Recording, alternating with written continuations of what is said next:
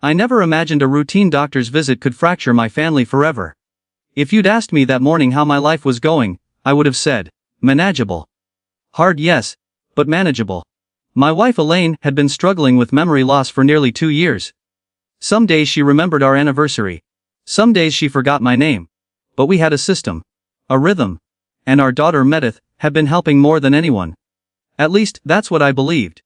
It was a Tuesday in early fall when everything changed. Cool air, gray clouds hanging low over the Blue Ridge Mountains. I remember thinking how peaceful the drive felt. Elaine sat quietly in the passenger seat, staring out the window like she was watching a movie only she could see. "You okay, sweetheart?" I asked. She smiled politely. "I think so. Are we going somewhere?" "To see the doctor," I said gently. "Oh," she replied, nodding. "That sounds nice." Those words should have broken me. Instead, I'd grown numb to moments like that. When the person you love slowly slips away, grief doesn't arrive all at once. It leaks in, drop by drop. The neurologist's office was in a modern medical building just outside town. Clean, bright. Too cheerful for the kind of news people usually received inside. Our daughter Meredith met us there. She arrived 10 minutes early, heels clicking down the hallway, perfectly styled as always. Designer coat. Expensive handbag. That same composed smile she'd worn for months. "Mom," she said brightly, kissing Elaine on the cheek. "How are you feeling today?" Elaine hesitated, then smiled back. "You're very kind." Meredith's expression flickered for half a second, so fast I almost missed it, before settling again. Dr. Holloway was younger than I expected, early 50s maybe. Calm voice, careful eyes, he ran Elaine through the usual tests: memory recall, simple math coordination. She struggled more than last month. "What year is it?" he asked. Elaine frowned. 1998. My chest tightened, he scribbled notes. Asked about medications, I explained her prescriptions. Thyroid. Supplements. "And who manages her daily medications?" he asked. "My daughter does," I said. "She organizes everything." Meredith smiled. "I want to make sure she's taken care of." He nodded slowly, too slowly, then Meredith's phone buzzed. She glanced at it and stood. "Sorry, work emergency. I'll step outside." The door clicked shut behind her. Dr. Holloway's posture changed instantly. He leaned forward, voice dropping to a whisper so quiet I barely heard it. "Mr. Carson, you need to keep your wife away from your daughter." My stomach dropped. "What?" I whispered. "What are you saying?" His hands trembled slightly as he clasped them together. "I can't explain everything right now. But your wife's symptoms don't follow a typical neurological pattern. She has early onset dementia," I said. "That's what every doctor—" "I don't believe that's what this is," he interrupted. "I believe something external may be causing her decline." The door opened. Meredith stepped back inside, her smile already in place. "Everything okay?" Holloway straightened instantly. "Yes, we'll schedule additional tests." The rest of the appointment passed in a blur. I barely heard the instructions, barely noticed when we left. But that whisper echoed in my head the entire drive home. "Keep her away from your daughter." That night, I watched Meredith more closely than I ever had before. She moved confidently through our kitchen, preparing Elaine's evening pills from the weekly organizer she insisted on controlling. She spoke softly, kindly, lovingly. "Time for your meds, Mom?" Elaine swallowed them without question. I felt sick, though I didn't yet know why. After dinner, Meredith announced she'd stay the night. Said she didn't feel right leaving Elaine alone after the appointment. I nodded, grateful on the surface, terrified underneath. When everyone went to bed, I couldn't sleep. I kept replaying the doctor's face. The fear in his eyes. Doctors don't scare easily. Around midnight, Meredith's purse sat on the kitchen counter. Opened slightly. I told myself not to look. Then I remembered my wife forgetting how to tie her shoes. I opened it.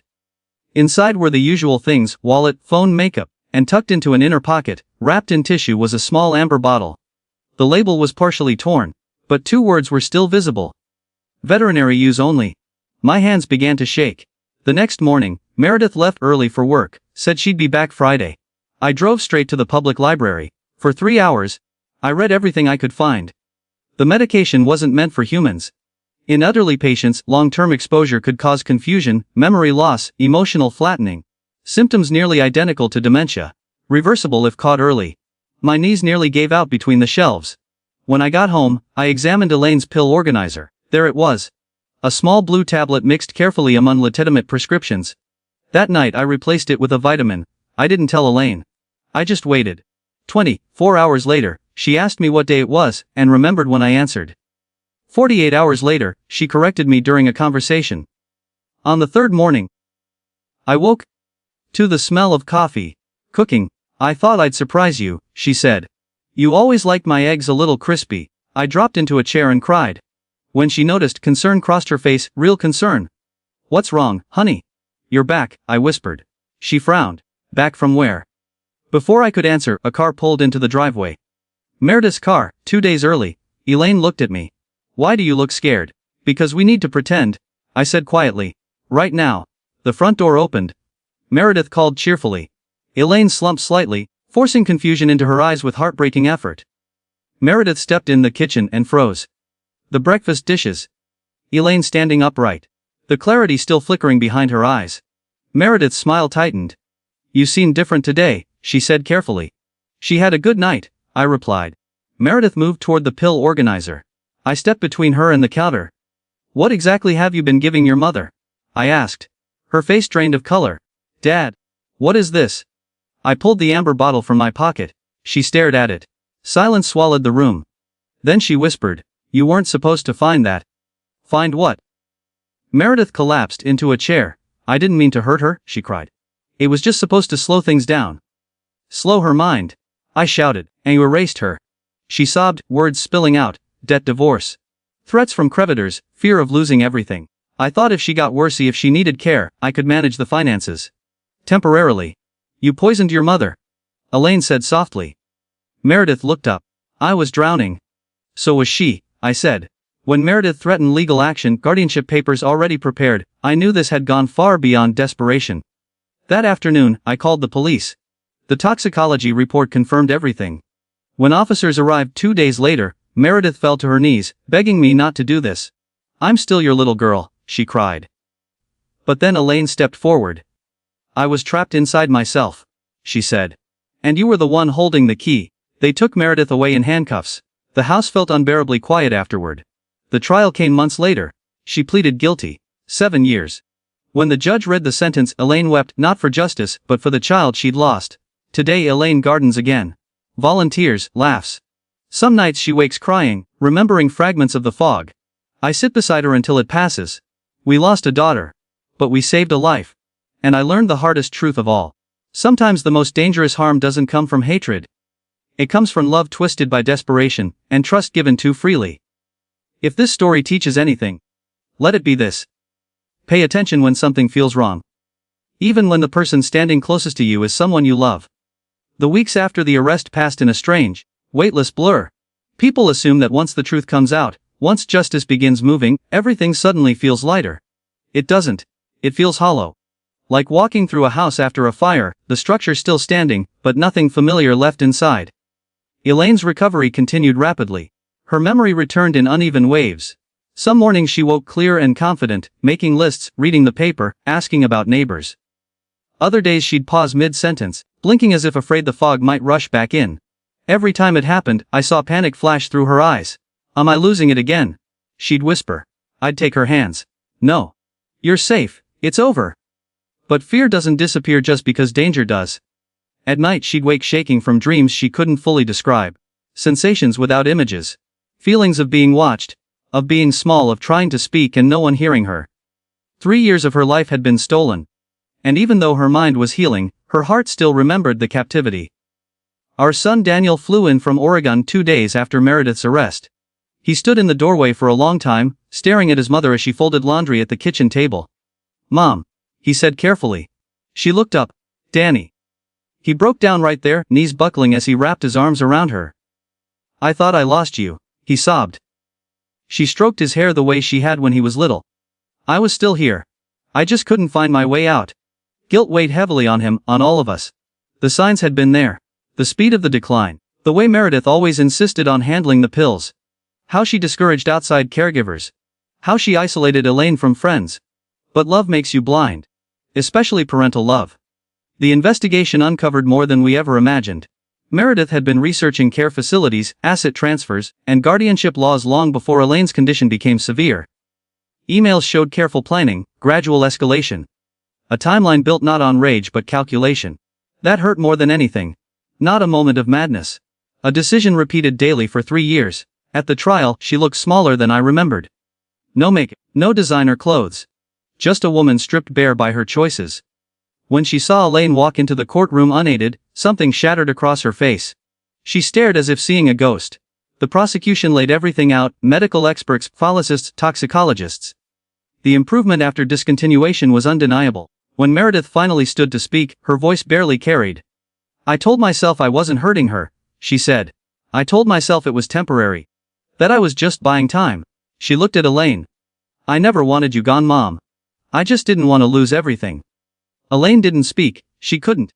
Because some wounds don't scream, they go silent. When the judge delivered the sentence, the courtroom felt frozen. 7 years. The number echoed through me like a bell toll. As deputies led Meredith away, she turned one. She said softly. I stood, not angry, not shouting. Just tired beyond words. "I loved you enough to believe you," I said. "And that's why this hurts." She nodded, tears sliding down her cheeks. Then she was gone. Life after the trial didn't snap back into place. Healing was slower, quieter, more fragile. Elaine began therapy. I went with her at first, sitting beside her while she tried to put words to what she couldn't. Sometimes she could talk. Sometimes she couldn't. Once, she looked at me and said, "I feel like I was buried alive and someone finally dug me out." I held her until neither of us could cry anymore. We started walking every morning. Slow laps around the neighborhood, hand in hand. The neighbors were kind, careful not to pry. Some looked at us differently now. With sympathy, with curiosity, with fear. Because if it could happen to us, it could happen anywhere. Elaine began volunteering again at the literacy center. The first day, she came home glowing. "I helped a little boy read his first paragraph," she said proudly. "I forgot how much I loved that." I watched her that night while she slept, chest rising steady and peaceful. And for the first 10 years I wasn't afraid to close my eyes. We visited Meredith once. The prison visiting room was cold and colorless. She looked older, thinner, her confidence gone. "I think about Mom every day," she said quietly. "I don't expect forgiveness." Elaine reached back across the table. "I forgive you," she said, "not because what you did was okay, but because carrying hatred would steal more of my life, and I've already lost too much." Meredith sobbed. I didn't speak. Forgiveness doesn't mean restoration. Some bridges burn too completely. As time passed, I began speaking publicly, quietly at first, then more often. Community centers, churches, senior groups. I told our story not to shame, but to warn about medication control. About isolation disguised as caregiving. About how manipulation often wears a loving smile. People lined up afterward to talk. "My sister insists on managing everything. My son won't let me talk to my doctor alone. My mother's decline seems too fast." Each story felt like a mirror. Sometimes I wondered how many families were living our nightmare, just earlier in the timeline. Elaine would sit beside me during these talks, squeezing my hand whenever my voice wavered. "We're helping," she'd whisper. "That's how we survive this." Some evenings, we sit on the porch watching the sun dip behind the mountains. The world feels quieter now, not peaceful, but honest. We lost a daughter. That grief never leaves. But we found each other again. And that matters more than anything. If there's one truth I've learned, it's this. Evil doesn't always arrive with cruelty. Sometimes it comes with concern. With organization, with someone saying, "Don't worry, I'll handle everything." Love should never demand silence. Care should never require control. And trust, no matter how deep, should never replace vigilance. If something feels wrong, listen.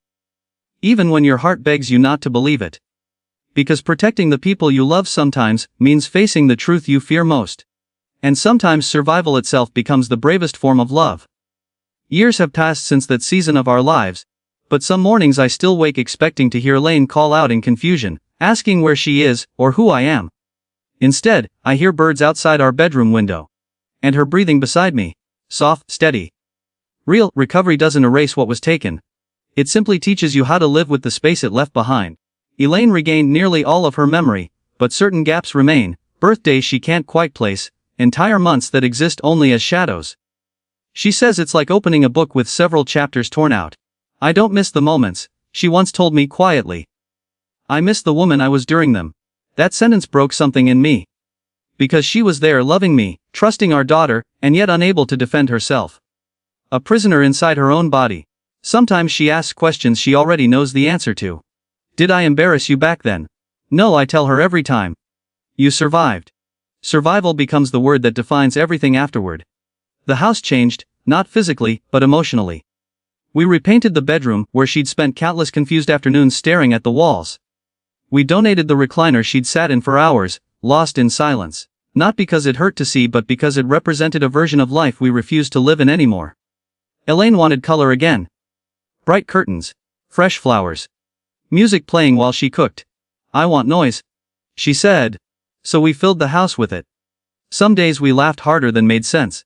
Other days we sat quietly, holding hands without speaking.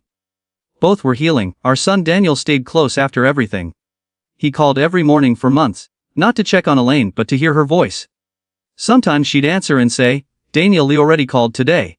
And he'd laugh through tears. "I know. I just wanted to hear you again." We never told him to stop. Grief doesn't follow logic. The community never quite forgot what happened. People still recognize us at the grocery store. Some nod respectfully. Some avoid eye contact. A few stop me to whisper their own fears. I think something's wrong with my mother. I don't trust my brother. I don't know how to prove it. I never give dramatic advice. Only this. Stay present. Ask questions. Don't surrender control completely, not even to family. Because evil doesn't announce itself, it blends in. Elaine once told me something I'll never forget. When I was sick, she said, I could sense when someone didn't want me to get better. I just couldn't explain it. That haunted me. Her instincts were still alive, buried but not gone. That's what makes these situations so dangerous. Victims often know something is wrong, but can't communicate it. They depend entirely on the people around them to listen. I think about Meredith often, not with anger. With mourning. I mourn the daughter she was, and the woman she chose not to be. We receive letters occasionally. Shopologetic careful, Elaine reads them sometimes, I don't. Forgiveness is her journey, not mine. I love my daughter, but love does not mean denial. And that may be the hardest lesson of all. People ask me if I regret turning her in. I always answer the same way. If I hadn't, I'd be burying my wife. That usually ends the conversation. Elaine once overheard that exchange. Later that night she said softly, "You saved my life." "No," I replied. I listened. And the doctor's whisper saved us, not because he had proof yet, but because he trusted his instincts enough to speak. One quiet warning, one moment of courage. Sometimes it's all it takes to change the ending of a life. We celebrated our 45th anniversary last spring. Nothing fancy. Just dinner at the same small restaurant where I proposed decades ago. Elaine wore the blue dress she'd loved in her 20s. When the waiter asked if we were celebrating something special, she smiled and said, "We're celebrating remembering." On the drive home, she reached for my hand. "You didn't give up on me," she said. "I almost did," I admitted. "Not because I didn't love you, but because I was afraid to face the truth." She squeezed my fingers. "You faced it anyway. That's what this story is really about. Not betrayal. Not crime, not even justice. It's about the moment when love stops being comfortable and becomes brave. When protecting someone means risking everything believe about family. When you choose truth over denial. I tell this story now not for sympathy, but for awareness. Because somewhere tonight, someone is watching a loved one fade too quickly. Someone is trusting the wrong hands. Someone feels that quiet unease they can't explain. If that's you, listen to it, ask the uncomfortable questions. Insist on transparency. Because love should never require blindness. And care should never silence the person being cared for. Elaine sits beside me as I write this, reading a novel and humming softly, something she hadn't done in years. Every note feels like a miracle. We didn't get our old life back. We got something else instead. A deeper one. Built on truth. Built on understanding that family is not defined by blood alone, but by protection, integrity, and the courage to do what's right, even when it shatters your heart. If our story spares even one family from walking the same path, then the pain had meaning. And maybe, just maybe, that's how healing truly begins. There are moments now, quiet, ordinary ones, that stop me in my tracks. Elaine folding laundry. Elaine laughing at a commercial. Elaine correcting me when I misplace my glasses. Each moment feels borrowed, earned back from something that almost took her forever. Sometimes we talk about those missing years. Not often, only when she's ready. "I feel older than my age," she said once, sitting beside me on the porch swing, "like my soul aged faster than my body." I didn't know how to respond. "So I feel younger," I said. "Because I got you back." She smiled then. A real one. The kind that reaches the eyes. Time has a strange way of reshaping pain. The sharp edges dull, but the lesson never fades. Elaine keeps a small notebook now. She writes things down, not because she says it reminds her that memory is a gift, not a guarantee. Inside are simple entries. Lunch with Daniel. Watered roses, felt happy today. When I asked why she writes that last one, she answered softly. Because there was a time I couldn't feel anything at all. We don't pretend our family is whole. There's an empty chair at holidays. A silence where a daughter's voice should be. Some losses don't heal, they integrate. They become part of who you are. On our anniversary this year, Elaine gave me a card. Inside she'd written, "Thank you for believing I was still in here, even when I couldn't prove it." I carried that card in my wallet for months. Because that belief, quiet, stubborn belief, is what saved her. Not intelligence. Not strength, not even love alone. But the refusal to accept disappearance as destiny. People often asked what hardest part was. It wasn't discovering the truth. It wasn't the arrest. It wasn't the trial. The hardest part was realizing how easily love can be weaponized, how trust can become the very door danger walks through. We're taught that family is always safe. That care never harms. But life taught us something harsher and more honest. Safety comes from transparency. Love survives scrutiny. And true care never fears questions. Elaine said something recently that stays with me. If you love someone, she said, you should want them to be strong, not dependent. That's how I know she's fully herself again. Because that wisdom is hers. Unmistakably. When the sun sets now, we sit together in the living room, sometimes in silence, sometimes talking about nothing at all. Ordinary moments. The kind we once took for granted. The kind we almost lost. And every night before it, Elaine reaches for my hand and says the same thing. Thank you for not letting me disappear. I kiss her forehead and whisper back, you were never gone. This story doesn't end with celebration. It ends with awareness, with vigilance. With the understanding that love must be protected, even from those closest to us. If you're watching someone fade faster than makes sense, if something in your chest whispers that the pieces don't fit, if care feels more like control, listen. Because sometimes, saving a life doesn't look heroic. Sometimes it looks like asking one quiet question, and refusing to look away from the answer. And sometimes that's enough to bring someone back from the dark. Even now, when life feels steady again, I catch myself watching the small things. The way Elaine hesitates before taking a new prescription. The way she asks questions now, not out of fear, but out of ownership. What is this for? How long will I be on it? Can I read the label? She isn't suspicious, she's empowered. That distinction matters more than people realize. We learned that trust should never mean surrendering your voice. Elaine used to apologize constantly after she recovered. I'm sorry you had to take care of me. I'm sorry I was a burden. I'm sorry you lost so much time. One evening, I finally stopped her. You were never the burden, I said. Losing you was. She cried quietly then, not from pain but from relief.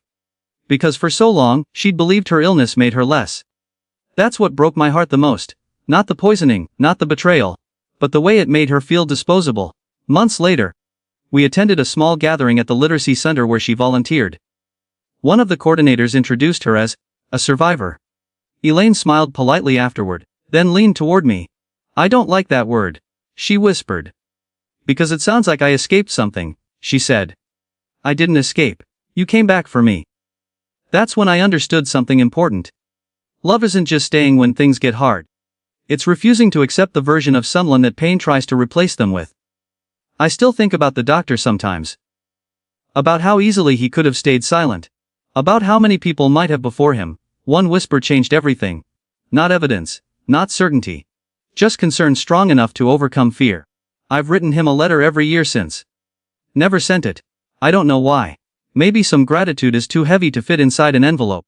As for Meredith, time has placed distance between the anger and the sorrow. What remains is grief shaped like acceptance. Elaine prays for her. I sit quietly beside her. Love doesn't always reconcile. Sometimes it simply remembers. Our home has found its rhythm again. Morning coffee, evening walks. Music playing while dinner cooks. Ordinary life, the kind that once felt unreachable, and every now and then, Elaine will stop mid-sentence, look around the room, and smile softly. I'm here, she'll say. And I'll answer, every time. Yes, you are. That's how our story continues, not loudly, not dramatically, but truthfully. With gratitude for every clear morning. With humility for what we almost missed. With the understanding that evil doesn't always roar, sometimes it whispers, wrapped in familiarity. And that love, real love, is not blind. It sees, it questions, it protects, and it stays even when staying means standing against your own blood. If there is one thing I hope anyone takes from this, it's this. Never assume disappearance is 'cause it happens slowly. Never confuse control with care. And never ignore that quiet voice inside you saying something isn't right. Because sometimes, the life you save belongs to the person sleeping beside you. And sometimes that makes all the difference in the world. As the seasons kept turning, I realized something unexpected. The world didn't stop after what happened. It kept moving, indifferent, steady, while we learned how to move again inside it. At first, that felt cruel. How could life continue when ours had been split so cleanly into before and after? But slowly, that forward motion became a gift. Elaine began to reclaim small freedoms she hadn't trusted herself with in years. She started driving short distances again. First to the corner store. Then to the library. Eventually across town. The first time she came home alone from an errand, she held up the grocery bag like a trophy. "I didn't get lost," she said proudly. I laughed.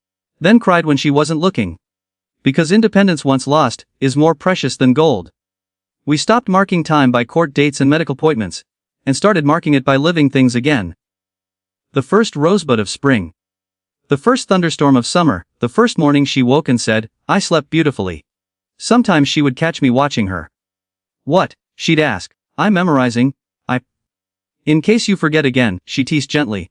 "No," I said. "In case I ever take this for granted." There were still hard days. Some smells triggered memories she couldn't place. Certain songs made her uneasy without knowing why. And once in a while she'd go quiet for hours afterward. On those days, we didn't push, we just sat together. Healing doesn't demand explanations, it only asks for patience. One evening, as we walked through the neighborhood, Elaine stopped in front of a house where a woman were elderly father down the steps. The man looked confused, fragile. Elaine watched silently. Then she said, "I hope someone is listening to him." That was all, but I knew what she meant. She'd learned, the hardest way possible, that vulnerability is invisible from the outside. People assume danger looks dramatic. It doesn't, it looks organized, it looks helpful, it looks like someone saying, "I'll take care of everything," and that's why these stories keep happening. Because no one expects harm to arrive dressed as devotion. On our last visit to the doctor, a routine checkup now, nothing more. Elaine sat alone with the physician first. When I rejoined them she was smiling. "I told him I want to stay involved in all decisions," she said. "No secrets, no side conversations." The doctor nodded respectfully. As we walked out, she squeezed my arm. "I'll never let anyone speak for me again," she said, and I believed her. Because she had found her voice, not loud, not angry, but unshakable. At night when the house settles and the world goes quiet, we talk sometimes about the future. Not in grand plans. Just gentle hopes, trips we might take, books she wants to read, gardens she wants to plant. Once, she asked me, "Do you think I would have come back without you?" I thought carefully before answering. "I think you were always fighting," I said. "I just helped clear the fog." She leaned her head on my shoulder. And maybe that's the true ending of this story. Not the arrest. Not the trial, not the sentence. But two people choosing, every day, to protect each other with honesty instead of fear. To ask instead of assume.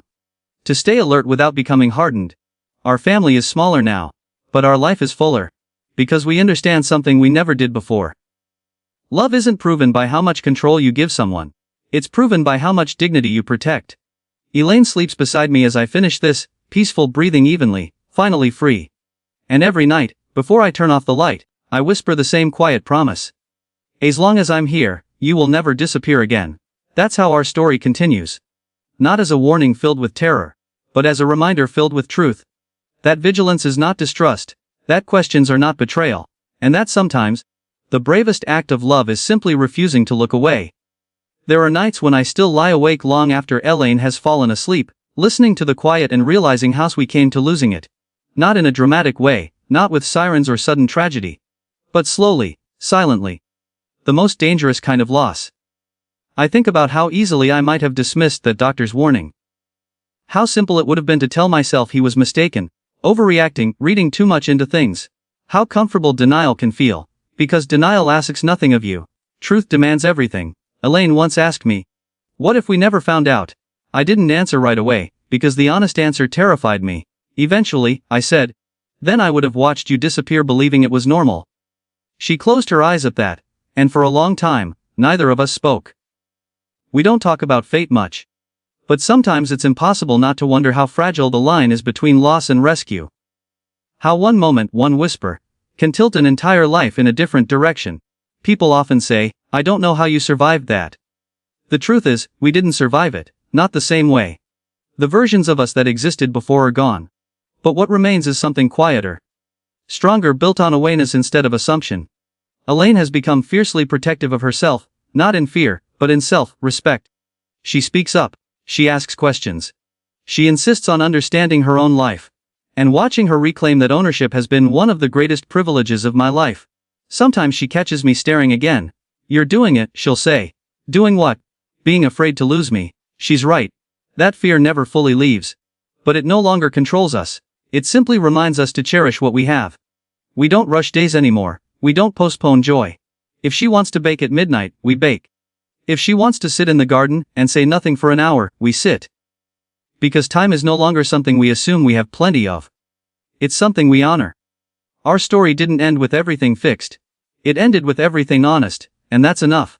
Elaine is beside me now, asleep, one hand resting lightly against mine, not confused, not distant, not lost. Present, here, alive in every way that matters. And every time I feel her fingers tighten in her sleep, I'm reminded of the simplest truth I know now. Love isn't proven in the easy years. It's proven in the moments when believing the impossible truth is the only way to save the person you love. We carry scars. We carry grief. We carry the weight of a family forever changed. But we also carry something else. Awareness. And because of that, tomorrow is no longer taken for granted. It's welcomed. One clear morning at a time. In the end, this story was never really about betrayal. It was about awakening. About how easily love can drift into complacency. And how dangerous that can become when silence replaces questions. Elaine often says she feels like she was given a second life. Not because she almost died, but because she almost vanished. And there is a difference. Death ends a life. Disappearance erases it. She still pauses sometimes, touching her temples as if checking that her thoughts are truly hers. Then she smiles relieved and continues whatever she was doing. Those moments remind me how fragile consciousness is and how sacred. We don't chase happiness anymore. We practice presence. Morning light through the curtains. The sound of birds at dawn. The warmth of a hand held without needing words. These things once felt ordinary, now they feel miraculous. If I've learned anything worth passing on, it's this. Never assume decline is destiny. Never surrender responsibility completely. Never ignore the quiet discomfort that whispers something isn't right. Because danger doesn't always announce itself with cruelty. Sometimes it arrives softly, wrapped in concern, efficiency, and love that asks for control. And sometimes, the bravest thing you will ever do is listen to that small voice telling you to look closer. I almost didn't. And if I hadn't, the woman sleeping beside me would be gone, not in body, but in spirit. Elaine stirs now as I finish writing this. She opens her eyes, still sleepy, and smiles at me. "What are you thinking about?" she asks. "About how lucky I am," I say. She squeezes my hand. "So am I." That's how our story ends, not with revenge. Not with victory, but with awareness, with gratitude, with love that sees clearly and protects fiercely. And with two people who refuse to let one another disappear.